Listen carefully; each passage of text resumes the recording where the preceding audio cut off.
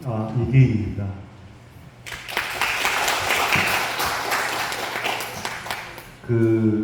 이 자리에는 그 삶과 문학의 밑둥이 저보다 훨씬 굵은 그런 내공의 선생님들이 계시는데 강연이라는 이름으로 문학에 대해서 말씀을 드리게 되어 좋은 것 같아요. 오늘의 시와 관련한 이야기는 시를 쓰는 이기인의 이야기입니다. 가을이 깊어가는 이 저녁에 시와 함께 하는 이 시간이 행복합니다. 준비한 그 프로그램에 원고 전문이 있습니다. 점점 출출해지는데 저도 시간을 좀 아껴서 낭송이 있는 저녁이니 읽는 것으로 대신하겠습니다. 시적 순간 삶을 다시 묻는다. 시는 어디에 있는가? 멀리 있지 않다. 탁자 위에 굴러다니는 떨어진 장난감 바퀴처럼 지금은 기능을 잃었지만 한때 분명히 굴렀던 것들, 그래서 손에 잡히면 마음부터 덜컥하는 것들 속에 있다. 나는 오랫동안 그 바퀴를, 고장난 것들의 표정을, 주름처럼 잡혀있는 세계의 미세한 기복을 바라보며 배웠다. 뚜렷한 윤곽이 아니라 흐릿한 선의 반복, 그 반복이 남기는 희미한 그림자가 내 곁을 떠나지 않을 때 시는 그림처럼 그리듯이 시작됐다. 시는 늘 새로운 선언이라 하지만 그 선언은 현수막이 아니라 낮은 숨이고 숨결이다. 누추한 이를 보았을 때 잿빛 속에 다른 빛을 더듬어 살려내려는 마음, 그것이 시가 내게 가르친 첫 호흡이었습니다. 저는 한때 시를 화살처럼 쏘아서 관역의 한 점을 꿰뚫으려고 했습니다.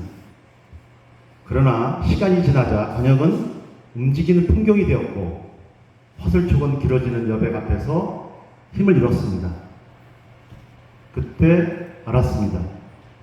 시의 관역, 포커스는 없다. 더 정확히 말하자면 아웃 포커스여야 한다라고 믿고 있습니다. 선명함이 아니라 독자의 상상력이 스며들 수 있는 여지, 삶의 가장 낮은 자리로 기울여지는 장면 앞에서도 볼륨을 높여 대변하는 대신 흐릿한 시선의 반복으로 행간을 비워두는 일, 그렇다고 저는 믿습니다.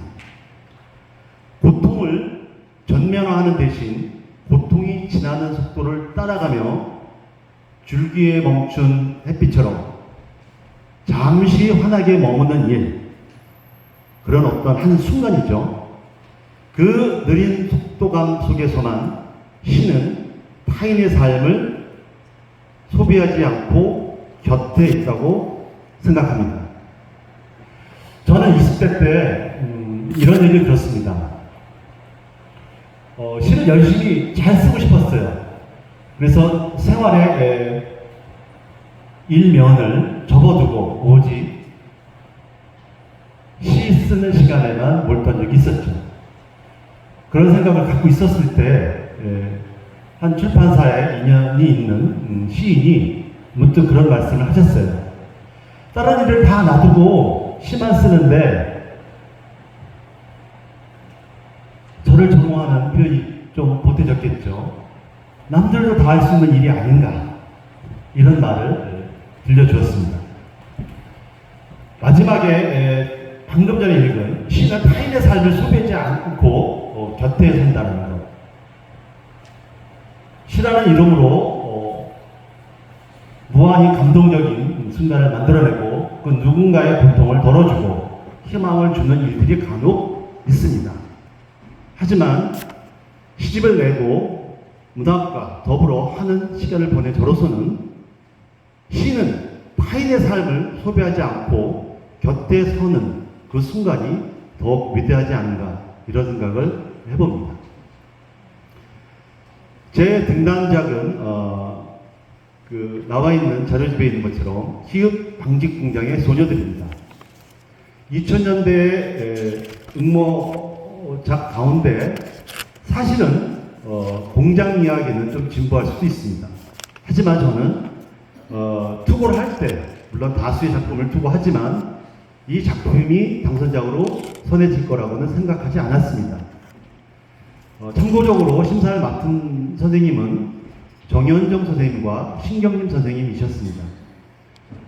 후일 들은 이야기로는 정현정 선생님께서 신경림 선생님한테 더 많은 어떤 결정권을 주셨던 것으로 알고 있습니다. 하지만 이 시는 등단적으로 선정을 되든 아니든 상관없이 저는 꼭 투고작에 넣고 싶었습니다. 그 이야기의 출발은 인천에는 많은 공장들이 있는데 제가 사는 하객동 주변에는 방직 공장이 있었습니다. 그 방직 공장에는 지나쳐야지만 초등학교를 가고 중학교와 고등학교를 가게 되었습니다. 또래 그 아이들이 회색의 작업복을 입고 늦게까지 일을 하는 모습을 보고 어떤 마음이 들었는지 모르겠지만 어느 날 문득 내가 시를 쓴다면, 내가 언어를 잘 다룬다면 그것이 소설이든 에세이든 시든 그들의 이야기를 꼭 쓰겠다. 더 정확히 얘기하면 그들의 삶을 내 눈으로 본 것을 증언하겠다, 말하겠다, 이런 다짐을 했습니다. 그래서 저는 시인이 되겠다는 욕망도 있었지만 내가 보고 느낀 바를 이야기로서 남기자, 이런 생각을 갖게 됐습니다. 이 시는 어떤 의미에서는 그 당시 중고등학교에 가졌던 마음입니다. 그래서 이 시는 시간이 지난 지금도 보면 늘 그 시간으로 달려갔다. 공장이 있던 하객동에 관한 이야기입니다. 하객동에 공장 담벼락을 따라 걷던 소년의 눈에 빈 화장품 같은 소녀들이 들어오는 저녁, 저는 오래 방치한 일기장에서 휘파람의 언어를 들었습니다. 소녀들이 마지막 전선으로 총총 걸어가면서 휘파람을 불었네 하는 시행이 있습니다. 빛나거나 초연하다는 단어보다 먼저 그들의 휘파람이 떠올랐습니다. 그 소리는 시를 대신해 저를 가르쳤습니다. 시란 대표의 말이 아니라 그때 그 자리에 있던 공기의 울림이라는 것을, 그래서 저는 소녀들을 말로 구제하지 않기로 했습니다. 다만 그 곁에선 공기의 떨림, 담벼락의 냄새, 분식집의 습기, 교복 대신 작업복을 입은 손의 온도를 오래 바라보고자 마음 먹었습니다. 시는 때때로 대답을 요구하지 않는 질문처럼 끝내 결론에 이르지 않는 방식으로만 정직해집니다.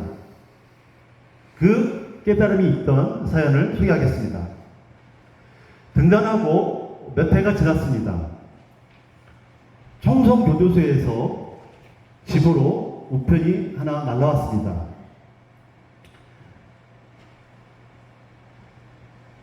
그 편지에는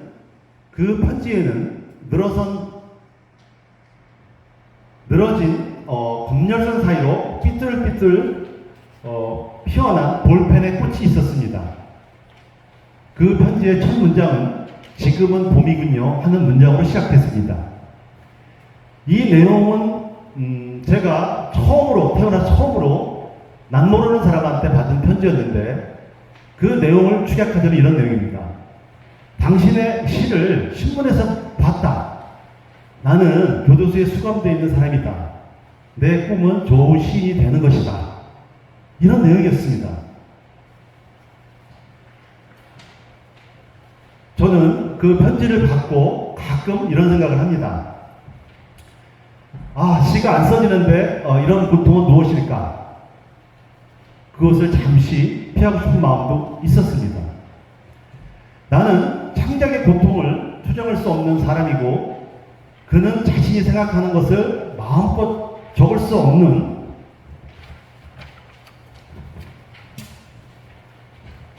사람이라는, 수감자라는 사실이 문득 두려웠습니다. 그날 저녁 쌀을 씻다 한 줌 쌀을 더 씻게 되었습니다. 시의 제목을 시인이 받은 편지가 아니라 시인에게 온 편지라고 한 까닭이 여기에 있습니다. 세계와 타협하지 못한 채 자신만의 방에서 끝끝내 편지를 써야 하는 단독자야말로 시인일지도 모릅니다. 예전에 이해수 선생님께서 소설을 꼭 완성하고 말겠다라는 각오를 가졌을 때 집에 감옥과 유사한 그런 공간을 만들고 밖에서 물을 채우고 밖에서 밥을 넣어주고 소설이 끝날 때까지 작품을 쓰셨다는 일화가 있습니다. 저는 이와 같지는 않지만 그럼에도 불구하고 제가 꼭 쓰고 싶은 시가 있다면 미련하게도 꼭 그것이 완성될 때까지는 다른 일을 하고 싶지 않았는데, 어느 순간 등단이 되고 그 초심을 잃어버리고 제목만 구하고 내용을 채우지 못할 때 이 수감되어 있는 한 분을 떠올리게 됐던 것이죠. 누구는 이해하고 누구는 이해할 수 없겠지만 창작의 고통은 닥쳐올 때가 있습니다. 그럴 때마다 저는 이 자유로운 시간 속에서도 만들지 못하고 지어내지 못하고 낳지 못하고 한다면 어떨까 하면서 이 수감들을 떠올린 적이 있습니다. 그때 저는 그분을 떠올리면서 진심으로 아내에게 얘기해서 오늘은 쌀을 한 줌 더 씻어서 그를 기억하자라고 했습니다. 그 시가 시인에게 온 편지입니다.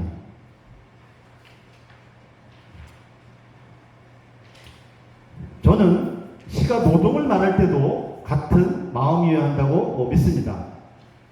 언젠가 저는 호미를 생각했습니다. 땅을 파헤치는 건 뾰족한 날이지만 그 날을 오래 붙들어주는 건 나무 손잡이다 라고 하는 결론에 다다랐습니다. 수학의 공은 날에 있지 않다. 손잡이의 결, 땀에 젖은 나무의 촉감, 그 느린 버팀의 시간도 함께 시에 적혀야 한다고 믿었습니다. 시가 사회의 철옹성에 균열을 내고 싶다면 먼저 그 철옹성 앞에서 매일 빨아서 말리는 작업복의 냄새도 기록해야 한다고 믿었습니다.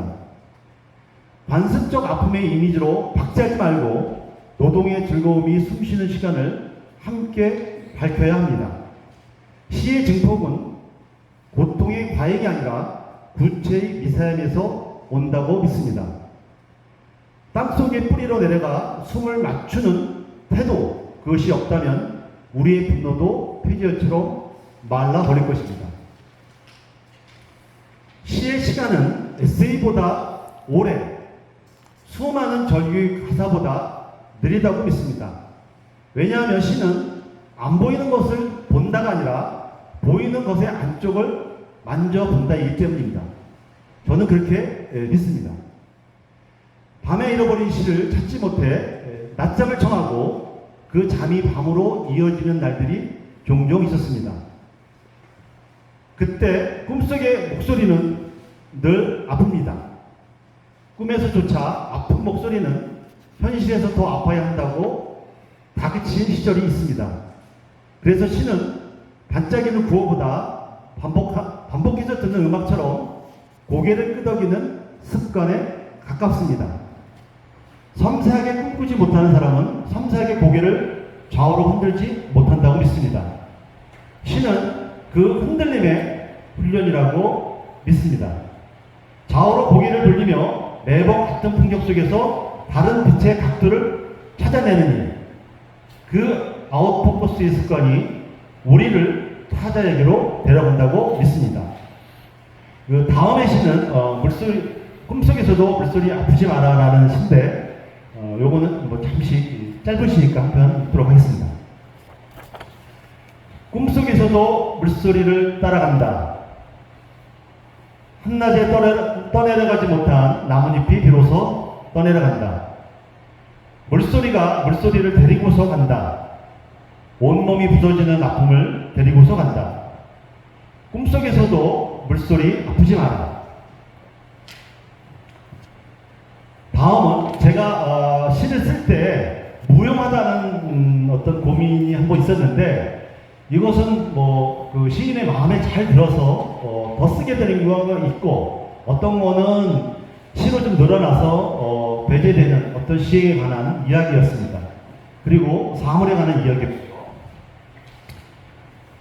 아이 말 한마디가 제 습관을 깨우친 적이 있습니다. 아이가 실제로 버스에서 했던 이야기인데요. 햇빛 뒤에 하늘이 있어요. 그런데 구름은 무릎을 꿇고 있어요. 문득 이런 말을 내뱉은 적이 있습니다. 저는 한동안 구름은 무용이라고 여겼습니다.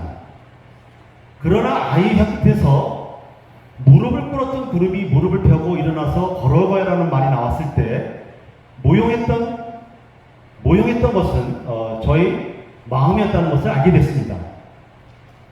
시는 사건이 아니라 변화가 아닐까 생각합니다. 사물의 위계가 바뀌는 순간, 쓸모의 기준이 흔들릴 순간 우리는 덜 지배적이 되고 더 몸 감각적이 되는 그 미세한 전환이 바로 시의 탄생이지 않은가, 그런 생각입니다. 그러나 시는 어디서나 잉태될 수 있다고 생각합니다. 정호의 시가 자전께 까맣다고 말하는 날, 이튿날 정호에 그것을 하얗다고 고쳐 쓰는 그 머뭇거림, 젖은 가슴으로 써야 하는데 마른 종이 위에만 남아있는 문장을 의심하며 심평까지도 입을 벌리는 그 당혹, 이 불안과 수정의 시간, 그것이 일상의 한복판에서 시를 낳는다고 믿었습니다.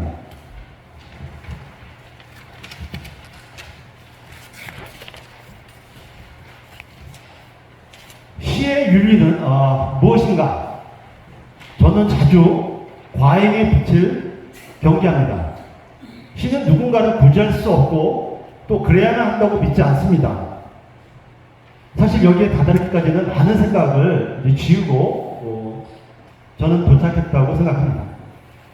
대신 시는 언어의 과잉을 줄이고 침묵의 면적을 늘려 타인의 침묵이 들어올 자리를 확보해야 한다고 생각합니다. 그럴 때 시는 작지만 오래 남습니다. 금세 울리고 금세 잊히는 소음이 아니라 쌀 씻는 물처럼 손목을 적시는 리듬으로 남습니다. 그래서 시를 쓰는 일은 설교가 아니라 생활이 되어야 합니다. 행주가 밤 냄새를 품듯 언어가 시간의 냄새를 머물 때 비로소 한편의 시는 식탁에 앉습니다. 독자가 그 냄새를 맡을 수 있다면 이미 시는 목적지에 도착했습니다. 이 자료의 맨 마지막 부분을 읽고 마치도록 하겠습니다. 이 얘기가 하고 싶었는지도 모릅니다, 저는. 그 모두의 곁에서 제게 시적 영감을 주셨던 최아림 시인의 말씀입니다. 20살 무렵 저는 최아림 시인을 만났습니다. 당신의 말은 언제나 종소리처럼 고요히 꾀와 제 안에 머물렀습니다. 종소리는 때리는 소리라기보다는 울리는 소리라고 말씀하셨습니다. 당신의 그 한마디가 성냄을 잃은 목소리와 함께 느리게 제게 스며들었습니다. 저는 그 말을 알아듣기 위해서 20살부터 지금까지 어느 면에서는 착한 귀를 갖고 싶었습니다. 그 귀를 키우는 시간이 곧 침묵을 배우는 시간이 아니었나 생각합니다. 그 누군가와 나누고 싶은 시는 침묵의 여러 페이지에서 태어났다고 고백합니다. 제가 시를 사랑하지 못하고 잠시 잊었던 날에도 시인은 한기처럼 제 곁에 존재했고 그 우연 같은 시간들이 지금도 은은한 종소리로 저를 깨웁니다. 은은한 종소리가 여기 계신 여러분에게도 들리는지 궁금합니다.